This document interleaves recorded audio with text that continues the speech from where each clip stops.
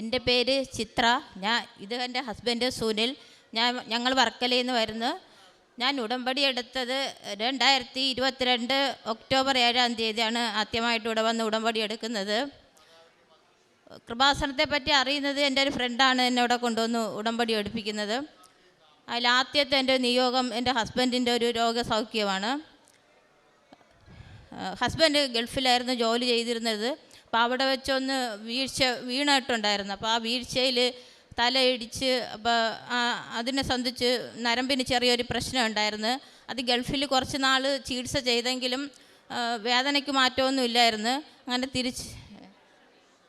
2008 വീണത്. അപ്പം പിന്നെ വേദന കുറവില്ലാത്തതുകൊണ്ട് നാട്ടിൽ വന്ന് മെഡിക്കൽ കോളേജിലെ ചികിത്സ 6 മാസം ചെയ്തായിരുന്നു.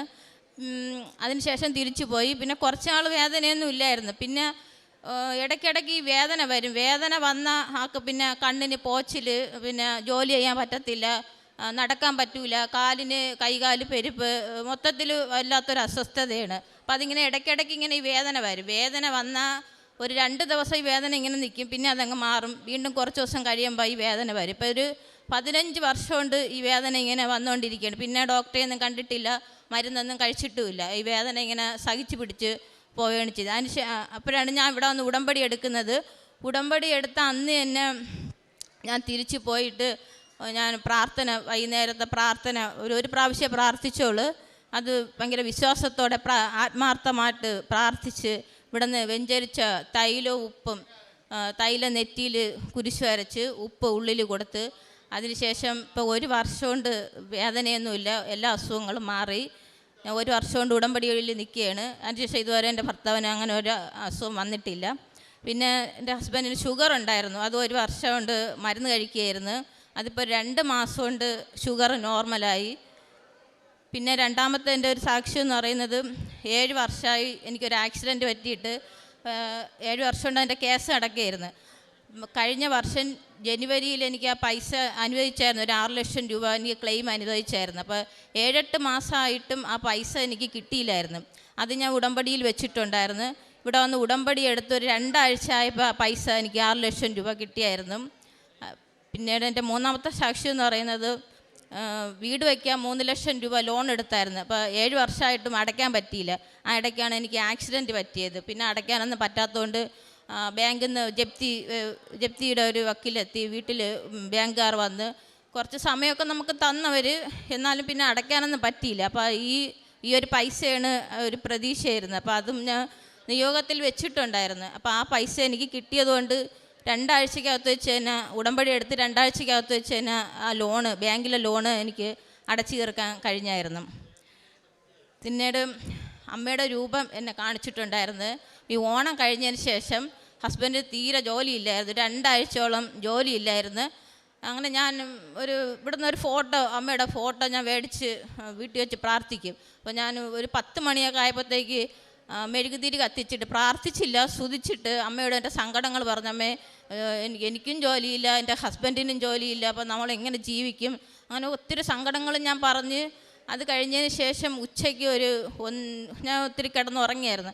എൻ്റെ മോളെ റൂമിലാണ് ഞാൻ കിടന്നുറങ്ങിയത്. ഒരു 3:30 മണി ആയപ്പോഴത്തേക്ക് ഞാൻ കിടക്കുന്ന നേരെ എന്തോ ഒരു പ്രകാശം എനിക്ക് കണ്ടിട്ടത് ആദ്യം മനസ്സിലായില്ല. ഈ എൻ്റെ പിറകിലത്തെ അമ്മയുടെ രൂപമാണ് എന്നെ കാണിക്കുന്നത്. നല്ലതുപോലെ കാണിച്ച് അപ്പം ഞാൻ പെട്ടെന്ന് പറയണ ഞാനിതെവിടെ കണ്ടിട്ടുണ്ടല്ലോ എന്ന് പറഞ്ഞ് പെട്ടെന്ന് തന്നെ എനിക്ക് ഓർമ്മയായിരുന്നു, ഇതെൻ്റെ മാതാവാണല്ലോ എന്ന് പറഞ്ഞിട്ട് ഞാൻ എണീച്ച് മുട്ട് കുത്താനൊന്നും പറ്റില്ല. പക്ഷെ അന്നേരം ഞാൻ മുട്ടുകുത്തി അമ്മയോട് എൻ്റെ സങ്കടങ്ങളൊക്കെ പറഞ്ഞ് ആദ്യം കാണിച്ച് പിന്നെ രണ്ടാമത് വീണ്ടും എന്നെ കാണിച്ചായിരുന്നു. അപ്പോൾ ഞാൻ തൊട്ടടുത്ത റൂമിൽ ഹസ്ബൻഡ് കിടന്ന് ഉറങ്ങുന്നുണ്ടായിരുന്നു. അപ്പോൾ ഹസ്ബൻഡിനോടെ വിളിച്ചോണ്ട് ഒന്ന് കാണിക്കണം എൻ്റെ മനസ്സിലുണ്ട്. വിളിച്ചോണ്ട് വരുമ്പോഴത്തേക്ക് രൂപ ഇല്ലെങ്കിൽ വിചാരിക്കും ഞാൻ വെറുതെ പറഞ്ഞതായിരിക്കുമെന്ന്. അപ്പം ഞാൻ ഇതൊക്കെ അമ്മയോട് പറയുകയാണ് ഇങ്ങനെ. അപ്പോൾ അമ്മയുടെ രൂപം അങ്ങനെ തന്നെ നിൽക്കുകയാണ്. അത് കഴിഞ്ഞതിന് ശേഷം അമ്മയുടെ രൂപം മാറിയായിരുന്നു. വീണ്ടും എന്നെ അമ്മ 3ാമത് എന്നെ കാണിക്കുകയാണ്. മാതാവിൻ്റെ രൂപം അമ്മ എന്നെ കാണിക്കുന്നുണ്ടായിരുന്നു. അങ്ങനെ ഞാൻ ഫോണിൽ വീഡിയോ എൻ്റെ ഫോണിൽ കിടപ്പുണ്ട്. അത്ര ക്ലിയർ അല്ല, എന്നാലും ചെറുതായിട്ടുണ്ട്. അത് കഴിഞ്ഞ് ഞാൻ ഹസ്ബൻഡിനെ കാണിച്ചായിരുന്നു. ഹസ്ബൻഡിനെ കാണിച്ചപ്പോൾ കണ്ടിട്ട് ഞാൻ മാതാവിൻ്റെ രൂപമൊന്നും പറഞ്ഞില്ല, നോക്കാൻ പറഞ്ഞ്. നോക്കിയിട്ട് എന്തരാണെന്ന് പറയുമെന്ന് പറഞ്ഞു. അപ്പോൾ പറഞ്ഞ് എന്തോ ഒരു രൂപം പോലെ കാണുന്നുണ്ടെന്ന് പറഞ്ഞു. അപ്പോൾ ഞാൻ പറഞ്ഞു അമ്മയുടെ രൂപം എന്നെ കാണിച്ചതാണ്, ആളെത്ര വിശ്വാസമായിട്ടുണ്ടോ എന്ന് എനിക്കറിയത്തില്ല. പക്ഷേ നാലാമതും എനിക്ക് ഒന്നും കൂടി ആ റൂമിനകത്ത് കയറാനായിട്ട് എൻ്റെ അടുത്ത് അമ്മ പറയുന്നുണ്ടായിരുന്നു. അങ്ങനെ ഞാൻ ഒന്നും കൂടെ കയറി നോക്കിയപ്പോൾ വീണ്ടും അമ്മയുടെ രൂപം എന്നെ കാണിക്കുകയാണ്. നല്ലതുപോലെ കാണിച്ച് അങ്ങനെ ഞാൻ ഹസ്ബൻഡിനെ വിളിച്ചുകൊണ്ട് വന്ന് കാണിച്ച്. അപ്പോൾ ഹസ്ബൻഡ് ശരിക്കും അത് ഞെട്ടിപ്പോയി. ഒരു വല്ലാത്തൊരു അനുഭവമായിരുന്നു അത്.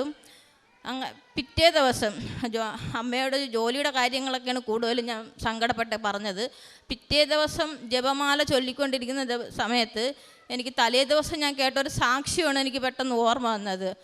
അതിലൊരു സഹോദരൻ പറയുന്ന സാക്ഷ്യമാണ്, 7 പ്രാവശ്യം വിശ്വാസ പ്രമാണം ചൊല്ലിയിട്ട് ഇവിടെ നിന്ന് കൊടുത്ത ഉപ്പ് വീടിന് 4 മൂലയിൽ ഇട്ടപ്പോൾ ഒരു ജോലിയുടെ കാര്യത്തിന് വേണ്ടി അത് ചെയ്തതാണ്. അപ്പോൾ അത് എന്നോട് ചെയ്യാൻ എൻ്റെ മനസ്സിൽ അമ്മ പറയുന്നത് പോലെ എനിക്ക് തോന്നി.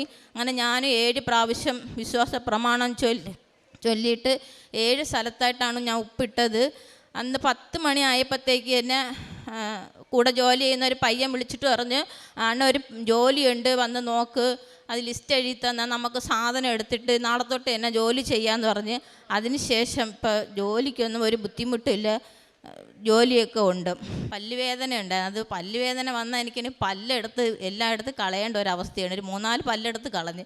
അപ്പോൾ ഇപ്പോഴും ഒരു പല്ലുവേദന വന്നാൽ എനിക്ക് സഹിക്കാൻ പറ്റത്തില്ല. അങ്ങനെ ഞാൻ രാവിലെ പ്രാർത്ഥിക്കുന്ന സമയത്ത് അമ്മയോട് പറഞ്ഞു, അമ്മ എനിക്ക് വേദന സഹിക്കാൻ വയ്യ എന്ന് പറഞ്ഞിട്ട് ഞാൻ ഒരു തൈലം എടുത്ത് തേച്ചെങ്കിലും വേദനയൊന്നും കുറഞ്ഞില്ല. പക്ഷേ ഉച്ചയ്ക്ക് ചൊവ്വാഴ്ചത്തെ ദാനം ഞാൻ അച്ഛൻ്റെ ദാനം കേട്ടോണ്ടിരുന്ന സമയത്ത് അച്ചായിൽ പറയുന്നുണ്ടായിരുന്നു, പല്ലുവേദന ഉള്ളവരിപ്പോൾ സുഖപ്പെടുത്തിക്കൊണ്ടിരിക്കുകയാണ്.